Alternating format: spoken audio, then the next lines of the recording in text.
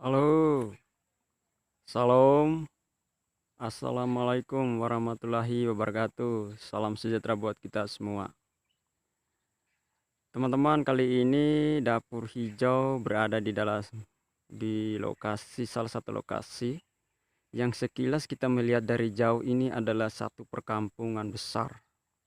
Kita melihat bangunan-bangunan megah yang mana ya kita tidak pernah menyangka bahwa ini bagaikan satu lokasi hunian yang sangat indah ya. Kita lihat dalam satu perbukitan, kelihatan dari jauh.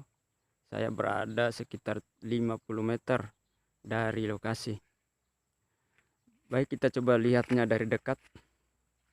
Ya, memang ini kita melihat bagaikan perkampungan yang mungkin kalau kita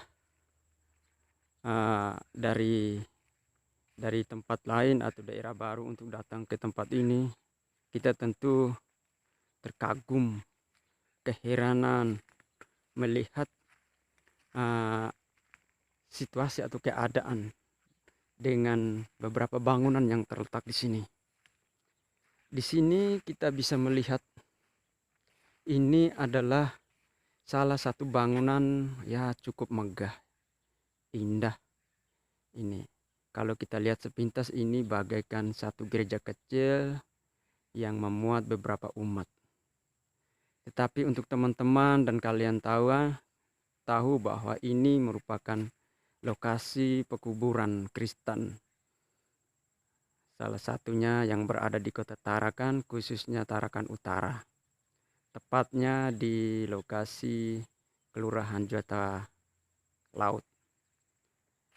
Dan di sini saya pun teringat ada satu cerita bahwa pernah terjadi satu hal yang sama.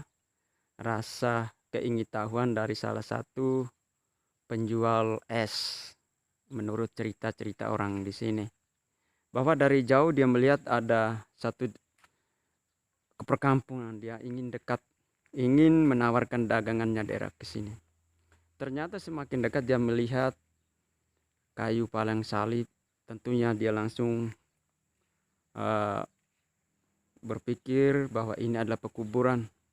Akhirnya dia dengan rasa ketakutan kembali untuk mengurungkan niatnya. Dan memang karena beliau melihat bahwa ini sebenarnya bukan perkampungan, tetapi adalah bangunan-bangunan kuburan orang Kristen. Nah, dari cerita ini bisa menggambarkan kepada kita bahwa kita pun bisa juga menjadi bagian seperti yang diceritakan penjual es ini. Di sini kita bisa melihat bangunan-bangunan besar, megah, indah ya. Bagaikan gereja-gereja kecil yang menumpuk di satu lokasi. Bahkan kita bisa melihat ini satu bangunan tingkat. Bangunan tingkat kita lihat ini seperti ya rumah hunian mewah.